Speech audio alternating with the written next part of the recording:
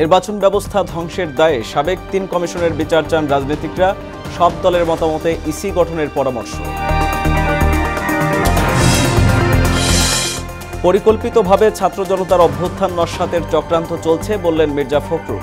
দেশবাসীর প্রতি অপপ্রচারে কান না দেওয়ার আহ্বান। শ্রমিক অসন্তোষের জেরে আজও বন্ধ আশুলিয়ার ২১৯ পোশাক কারখানা।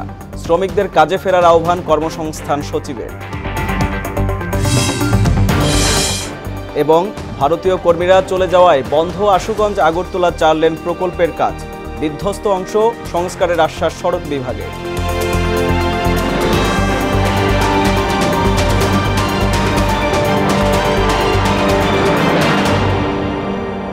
আসসালামু আলাইকুম, সবাইকে মোহনা সংবাদে স্বাগত। শুনছিলেন শিরোনাম, সঙ্গে আছি আমি আরিফুল ইসলাম। এবার পুরো খবর। নির্বাচন ব্যবস্থা ধ্বংসের অপরাধে রাকিব, হুদা ও আওয়াল কমিশনের বিচার দাবি করেছেন রাজনীতিকরা। গণহত্যা, গুম, খুন ও অর্থ পাচারে জড়িত আওয়ামী লীগ নেতাদের বিচার চাইলেও কোনো দল নিষিদ্ধের বিপক্ষে মত দিয়েছেন তারা। সব দলের মতামত নিয়ে নির্বাচন কমিশন গঠনের পরামর্শ দিয়েছেন তারা। এমআর আসাদের রিপোর্ট। মেয়াদ পূর্ণ হওয়ার ২.৫ বছর আগে গত ৫ সেপ্টেম্বর পদত্যাগ করেন সিইসি কাজী হাবিবুল আওয়াল সহ ৫ কমিশনার। একদলীয় নির্বাচন করার অপবাদ মাথায় নিয়ে বিদায় বেলায় তত্ত্বাবধায়ক সরকার পুনর্বহাল সহ কমিশন ঢেলে সাজানোর পরামর্শ দেন বিদায়ী সিইসি। প্রতিটি সাধারণ নির্বাচন নির্দলীয় তত্ত্বাবধায়ক সরকারের অধীনে অনুষ্ঠিত হলে উদ্দেশ্য অর্জন আরও সুনিশ্চিত হতে পারে। দায়িত্ব পালনের শেষ সপ্তাহে কমিশন নিবন্ধন দেয় আমার বাংলাদেশ পার্টি সহ কয়েকটি দলকে। যদিও এবি পার্টির অভিযোগ, নিবন্ধন নিয়ে কারসাজি করেছে আউয়াল কমিশন। এই দলগুলো যদি নিবন্ধনের যোগ্যই হবে তাহলে তোমরা আগে দাও নাই কেন? এটার জন্য অবশ্যই এদেরকে জবাবদিহিতা মুখোমুখি হওয়া উচিত।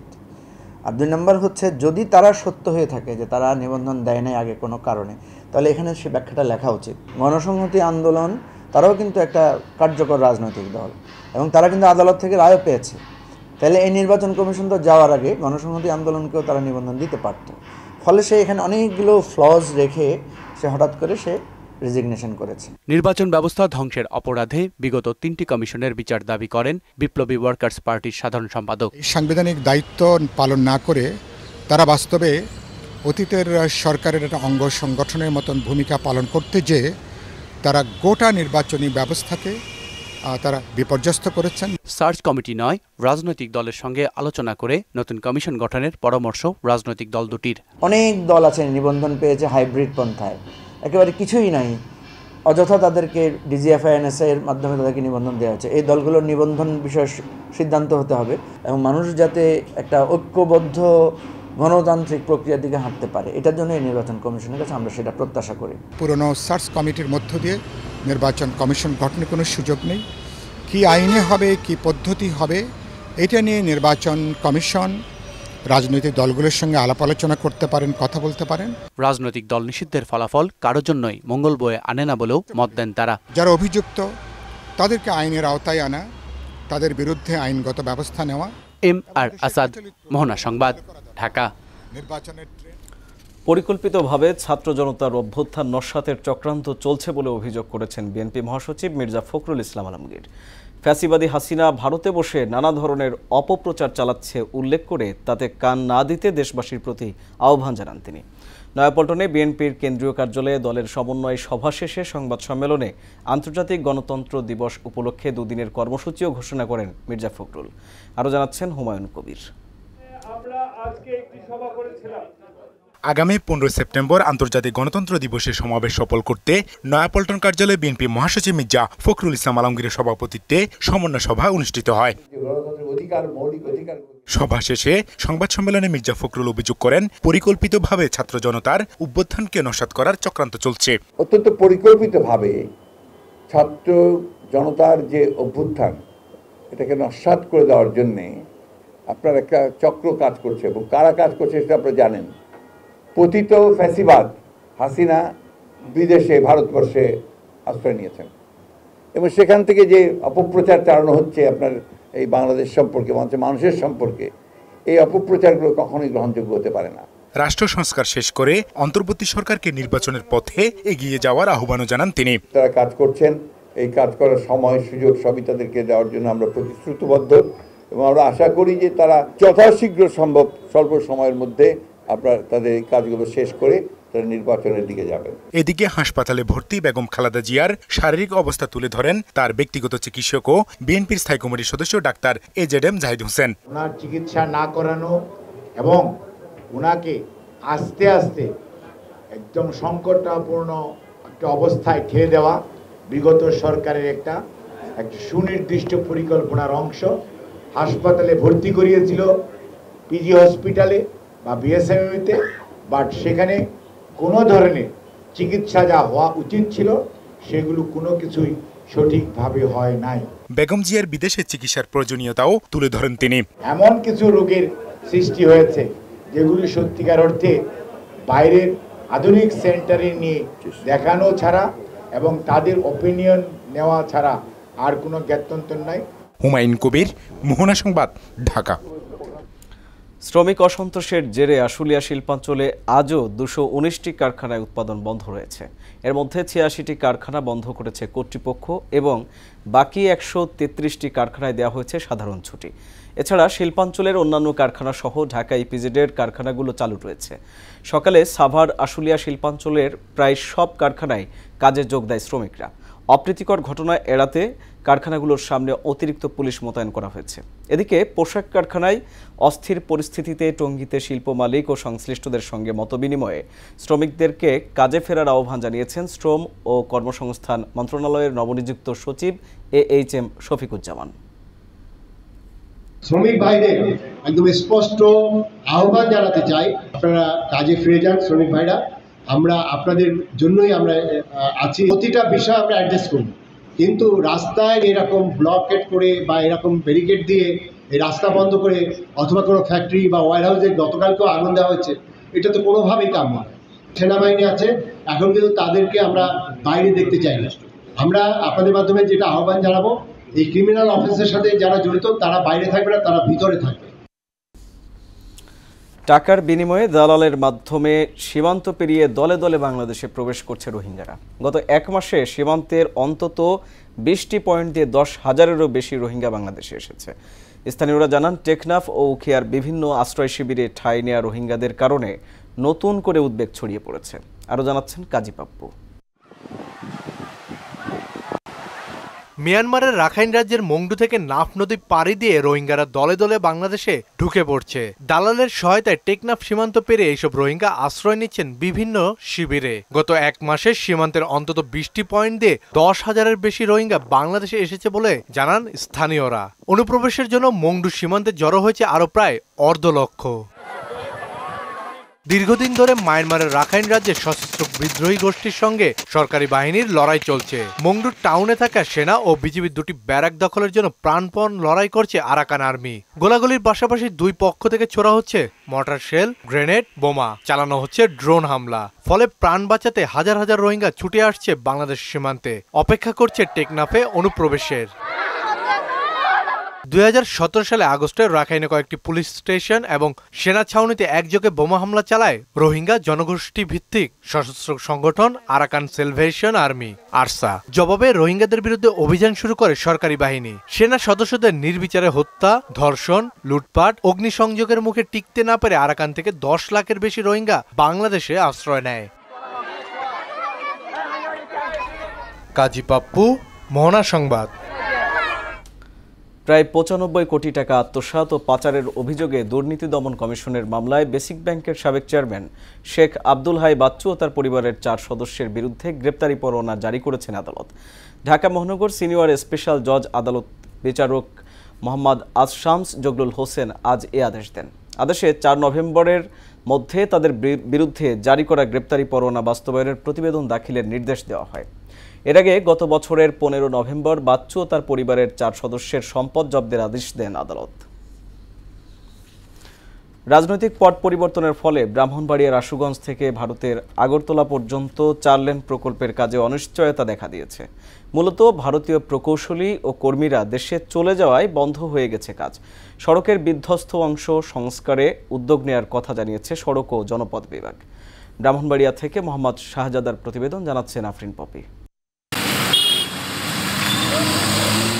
ভারতীয় ঋণ সহায়তা এবং বাংলাদেশ সরকারের যৌথ অর্থায়নে ৫,৯৯১ কোটি টাকা ব্যয়ে নির্মিত হচ্ছে আশুগঞ্জ থেকে আগরতলা পর্যন্ত ৫০.৫৮ কিলোমিটার 4 লেন সড়ক। ২০২০ সালের ফেব্রুয়ারিতে প্রকল্পটির কাজ শুরু করে ভারতীয় ঠিকাদারি প্রতিষ্ঠান এপকনস ইনফ্রাস্ট্রাকচার। ২০২৩ সালে কাজ শেষ হওয়ার কথা থাকলেও ধীরগতির কারণে প্রকল্পের মেয়াদ বাড়ানো হয়েছে ২০২৫ সালের জুন পর্যন্ত। তবে গত ৫ আগস্ট শেখ হাসিনার পদত্যাগের পর নিরাপত্তা ইস্যুতে দেশ ছাড়ে ভারতীয় ঠিকাদারি প্রতিষ্ঠানের প্রকৌশলী ও কর্মীরা, ফলে বন্ধ হয়ে যায় প্রকল্পের কাজ। দীর্ঘ রাস্তার বিভিন্ন অংশ খুবই ঝুঁকিপূর্ণ অবস্থায় রয়েছে। এতে প্রায় দিনই ঘটছে ছোট বড় দুর্ঘটনা। দুর্ভোগ লাঘবে সরকারের দ্রুত পদক্ষেপ দাবি করেছেন এ পথে চলাচলকারীরা। বর্তমান যে সরকার আছে ওরা দ্রুত গতিতে আমাদের এই রাস্তার সংস্কার কাজ শুরু করা দরকার। বৃষ্টি না হলে ধুলাবালু এলাকাবাসী আমরা ভোগাভোগ দিয়েছি। গুরুত্বপূর্ণ এই সড়ক দিয়ে ঢাকা ব্রাহ্মণবাড়িয়া ও ঢাকা সিলেট রুটে প্রতিদিন কয়েক হাজার যানবাহন চলাচল করে। বিভিন্ন অংশে বড় বড় গর্তের কারণে দুর্ঘটনার পাশাপাশি যানবাহনেরও ক্ষতি হচ্ছে বলে জানান যান চালকরা। এই রুটে গাড়িতে অনেক সমস্যা। ডিস্ট্রিক্ট ট্রাক আছে, এগুলো আপনার গাড়িটা উল্টায় পড়ে যায়, প্রায় সময় এরকম সমস্যা। প্রকল্পের কাজ শুরুর বিষয়ে অনিশ্চয়তার কথা জানিয়ে সড়কের বিধ্বস্ত অংশগুলো স্বল্পমেয়াদী মেরামতে বিশেষ উদ্যোগের কথা জানালেন সড়ক ও জনপথ বিভাগের এই কর্মকর্তা। আন্তর্জাতিক চুক্তির মাধ্যমে এই সড়কটি নির্মিত হচ্ছে। উভয় দেশের ঊর্ধ্বতন কর্তৃপক্ষ বিষয়ে এটার যে ভবিষ্যৎ করণীয় এবং কিভাবে এই কাজটি এগিয়ে নেওয়া যায় বা কিভাবে এটি সমাধান করা যায় সে বিষয়ে সিদ্ধান্ত নেই। আপাতত স্বল্পমেয়াদী যে মেরামত আমরা নরমালি এইচবিবির মাধ্যমে করে থাকি। আমরা এই ধরনের একটি কাজ করার জন্য পরামর্শ দিয়েছি প্রকল্পকে। জনদুর্ভোগ লাঘবে প্রকল্পটির দ্রুত বাস্তবায়ন চান ভুক্তভোগীরা। আফরিন পপি, মোহনা সংবাদ। নরসিংদীতে বাড়ছে ডেঙ্গু আক্রান্ত রোগীর সংখ্যা, এতে আতঙ্কিত স্থানীয়রা। হাসপাতালে সীমাবদ্ধতার কারণে সেবা দিতে হিমশিম খাচ্ছে কর্তৃপক্ষ। এ বিষয়ে জনগণকে সচেতন হওয়ার পরামর্শ দিয়েছেন চিকিৎসকরা। নরসিংদী থেকে মাহবুবুর রহমানের তথ্যে আরও জানাচ্ছেন শারমিন স্বর্ণা। নরসিংদীতে ডেঙ্গু পরিস্থিতি ভয়াবহ আকার ধারণ করছে। জ্বর, সর্দি, কাশি, বমি সহ নানা উপসর্গ নিয়ে রোগীরা আসছে হাসপাতালগুলোতে। সাধারণ রোগীর পাশাপাশি ডেঙ্গু রোগী বেড়ে যাওয়ায় চিকিৎসা দিতে হিমশিম খাচ্ছে নরসিংদী ১০০ শয্যা জেলা হাসপাতাল কর্তৃপক্ষ। এর বিস্তার রোধে সবাইকে সচেতন হওয়ার পরামর্শ দিয়েছেন সংশ্লিষ্টরা। আগস্টের তুলনায় সেপ্টেম্বরে বেড়েছে রোগীর সংখ্যা। সারা রাত্রি অনেক জ্বর, তাপমাত্রা অনেক ছিল, হাসপাতালে না ভর্তি করছে। তখন পরবর্তীতে জ্বর আইছে আর সারই না, পরে একজন টেস্ট করে মেডিকেল টেস্ট করাইছি,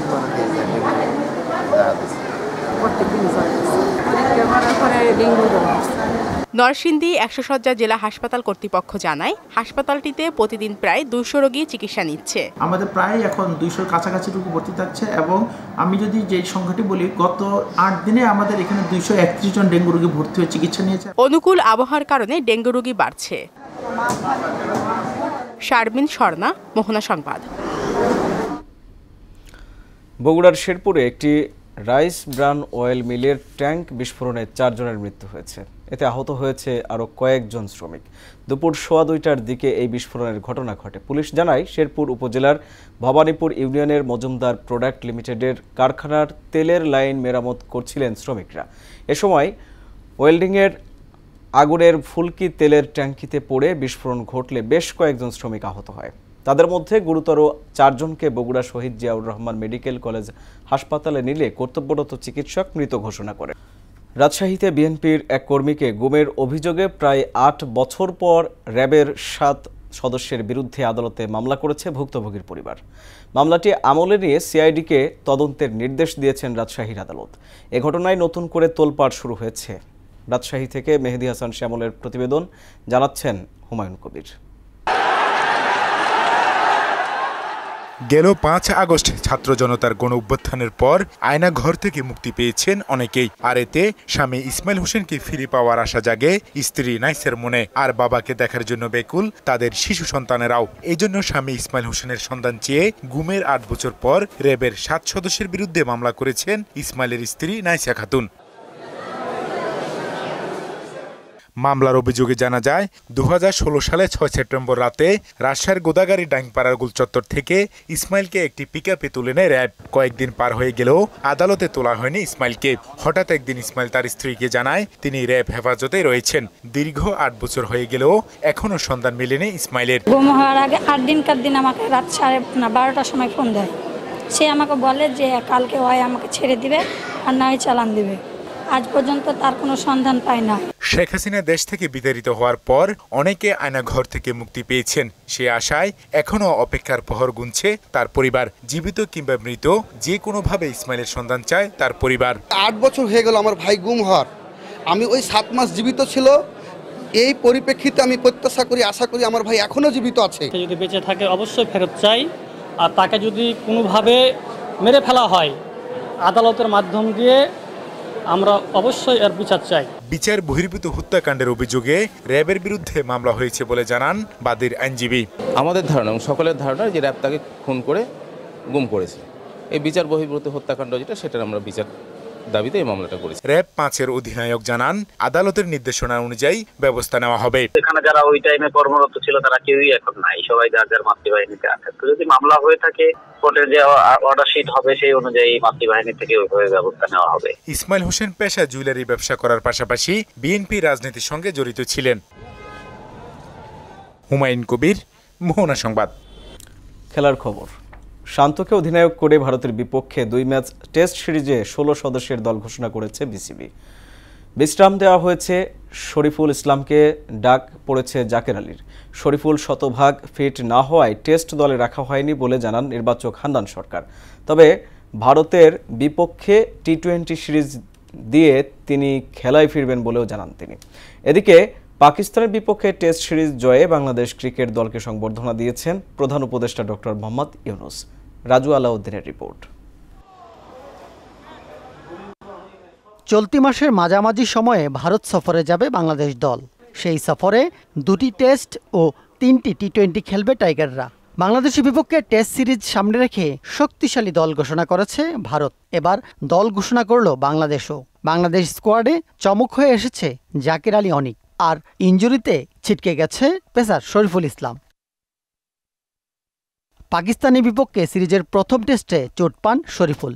সেই চোট থেকে শতভাগ ফিট না হওয়ায় তাকে টেস্টে রাখা হয়নি বলে জানান নির্বাচক হান্নান সরকার। শরীফুল আসলে 100% ফিট বলা যাবে না, কারণ আপনারা জানেন যে সেকেন্ড টেস্টেই ও আনফিট ছিল, যার কারণে প্রায় সিলেকশন প্রসেসে ছিল না বেস্ট 11-এ পাকিস্তানে। জাকির কিন্তু প্রিভিয়াসলি যদি তার রেকর্ড দেখেন NCL, BCL, লঙ্গার ভার্সনে তার রেকর্ডগুলো যদি দেখেন, সেখানে আপনি একটা আইডিয়া পেয়ে যাবেন যে সে লঙ্গার ভার্সনের জন্য খুব ইউজফুল প্লেয়ার হতে পারে। শরীফুল ছাড়া ভারত সফরে তাসকিন আহমেদ, হাসান মাহমুদ, নাহিদ রানা, খালেদ আহমেদ সহ 4 পেসারকে রাখা হয়েছে। তবে সব ঠিক থাকলে ভারতের বিপক্ষে টি-20 সিরিজ দিয়ে ফিরবেন শরীফুল। সামনে আমাদের টি-20 খেলাও রয়েছে, তো সেটাও আমাদের ইম্পর্টেন্ট প্লেয়ার শরীফুল হোয়াইট বলের জন্য। সেই জায়গা থেকে যেহেতু 100% ফিট না, আমরা আসলে ওই রিস্ক জায়গাটায় যেতে যাচ্ছি না, বিকজ আপনারা জানেন যে টেস্ট স্কোয়াডে আমাদের এখন কম্পিট করার মতো বেশ কিছু প্লেয়ারকে আমরা রেডি করতে পেরেছি। 19 সেপ্টেম্বর সিরিজের প্রথম টেস্ট হবে চেন্নাইয়ে, আর কানপুরে দ্বিতীয় টেস্ট শুরু হবে 27 সেপ্টেম্বর। দুটো ম্যাচই ICC টেস্ট চ্যাম্পিয়নশিপের অংশ। চ্যালেঞ্জ থাকবে, বাট আমরাও কিন্তু এখন টেস্টে যথেষ্ট ব্যালেন্স একটা দল, আমি বলছি, এবং এক্সপিরিয়েন্স দল। সেই জায়গা থেকে আমরা একটা ভালো পজিটিভ মোটিভেশন নিয়ে খেলতে যাচ্ছি। তো আশা করছি যে সেই চ্যালেঞ্জটা আমরা সুন্দরভাবে হ্যান্ডেল করব। এদিকে পাকিস্তানের বিপক্ষে 2-0 ব্যবধানে টেস্ট সিরিজ জয়ে বাংলাদেশ দলকে সংবর্ধনা দিয়েছে প্রধান উপদেষ্টা ডক্টর মোহাম্মদ ইউনুস। দুপুরে প্রধান উপদেষ্টা কার্যালয়ে এই সংবর্ধনা দেয়া হয়। রাজু আলাউদ্দিন, মোহনা সংবাদ, ঢাকা। নারী এ দলের 5 ম্যাচ সিরিজের প্রথম টি-20তে শ্রীলঙ্কাকে 7 উইকেটে হারিয়েছে বাংলাদেশ। কলম্বোর পিসারা ওভালে টস হেরে ব্যাট করতে নেমে 7 উইকেট হারিয়ে 112 রানে থামে স্বাগতিকদের ইনিংস। 35 বলে দলের সর্বোচ্চ রান 43 করেন কৌশিনী নুথাঙ্গা, আর সফরকারীদের হয়ে সর্বোচ্চ 3 উইকেট শিকার করেন ফাহিমা খাতুন। জবাবে ব্যাট করতে নেমে 7 বল হাতে রেখে জয় পায় বাংলাদেশ। 5-4 ও 1 ছক্কার মারে 44 বলে দলের সর্বোচ্চ রান 48 আসে শামিমা সুলতানার ব্যাট থেকে। 2 বছর পর পর আয়োজন হবে অনূর্ধ্ব 19 নারী টি-20 এশিয়া কাপ। বুধবার মালয়েশিয়ার কুয়ালালামপুরের ACCর বোর্ড সভায় এই সিদ্ধান্ত হয়েছে। ক্রিকেট ভিত্তিক ওয়েবসাইট ESPN ক্রিক ইনফোর প্রতিবেদনে বলা হয়েছে উইমেন্স অনূর্ধ্ব 19 টি20 এশিয়া কাপের প্রথম আসর হতে পারে চলতি বছরের ডিসেম্বরে। ভেন্যু এবং অংশগ্রহণকারী দলের বিষয়ে এখনও চূড়ান্ত হয়নি সিদ্ধান্ত। শেষ করব মোহনা সংবাদ, যাবার আগে জানিয়ে দেব শিরোনামগুলো আরও একবার।